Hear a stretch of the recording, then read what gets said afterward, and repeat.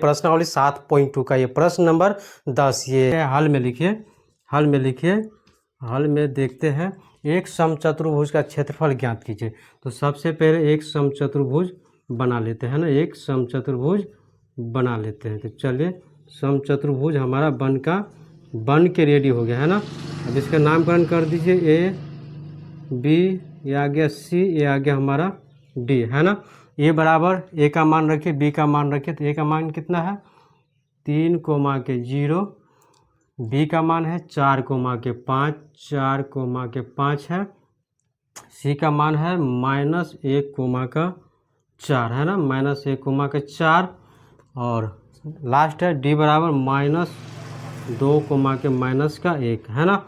आप क्या बोल रहा है, इसके शीर्ष इसी क्रम में है ना। शीर्ष मतलब ये होता है कि आपका विकर्ण तो एक ए सी है हमारा, और एक विकर्ण जो है बी डी है ना।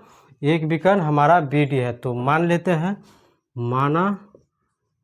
माना ए सी और बी डी विकर्ण है ना। बी डी क्या है, विकर्ण है ना, विकर्ण है। तो चलिए पहले ए सी का मान निकालते हैं। ए सी का मान किस फार्मूला पर निकलेगा, आपको दूरी सूत्र पर निकलेगा है ना। तो चलिए ए सी बराबर क्या आ जाएगा, दूरी सूत्र आप निकालिए। तो x1 माइनस के x2 के होल स्क्वायर आ जाएगा, प्लस में y1 माइनस के y2 का होल स्क्वायर आ जाएगा है ना। यहाँ तक तो आप लोग को समझ में आ गया। चलिए अब ए सी देखिए, ए सी एक्स का x1, y1 और x2, y2 ठीक। तो यहाँ चलिए x1 माइनस x2, तो x1 माइनस के x2 है ना।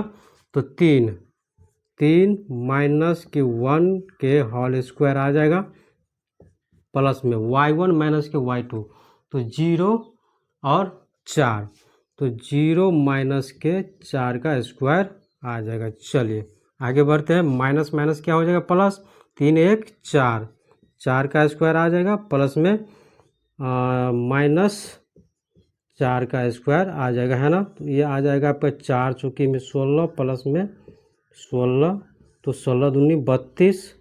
अब 32 का वर्ग कीजिएगा तो 4 रूट में 2 आ जाएगा। तो ए सी बराबर हमारा निकल गया कितना, 4 रूट में 2।